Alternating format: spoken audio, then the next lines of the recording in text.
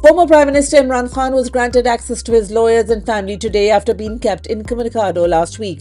Imran Khan is in good health, his sister Alima Khan told the media today after meeting him inside the military intelligence-controlled Adiala jail. Mr. Khan has been in custody for 570 days and has not been seen in public since his arrest. Speaking through his lawyer and party secretary general Salman Akram Raja, Mr. Khan commented on the institutional collapse in Pakistan, attributing it to the appointment of political cronies. The current interior minister, responsible for grave human rights violations, including the extrajudicial killing of PTI supporters, also serves as the chairman of the Pakistan Cricket Board. Mr. Imran Khan slammed Mohsin Naqvi, calling him the blue-eyed boy of Army Chief Asim Munir, despite having no experience in cricket. Pakistan was once again eliminated in the early stages of a tournament and are now one of the worst teams in world cricket after once being the world best. Mr. Khan's sister Alima Khan also said that he had finally been allowed to speak to his children after weeks of being denied contact.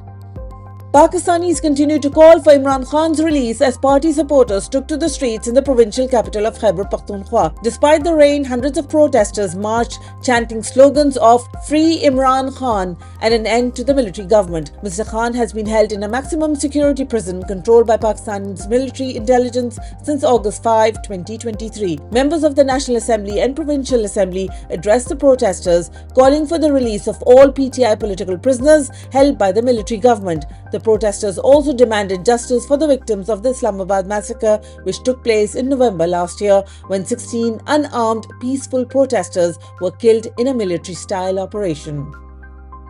Pakistanis from across the world are mailing former Prime Minister Imran Khan's 3 letters to the country's de facto ruler, Chief of Army Staff Asim Munir. In his letters, Khan raised grave concerns about the political persecution, human rights violations, the deteriorating economy, the collapse of the judicial system, and the state of democracy in Pakistan. During a coordinated media interaction, the Army Chief stated that he had not read the letters, a response that sparked widespread outrage. In protest, Pakistanis began mailing copies of the letters to the army headquarters in Rawalpindi as well as to Pakistani consulates and embassies around the world. Pakistan's democratic institutions have been systematically dismantled under General Asim Munir, while the country's security forces, acting on his orders, have committed some of the worst human rights violations. This has led to widespread disillusionment with the once revered armed forces.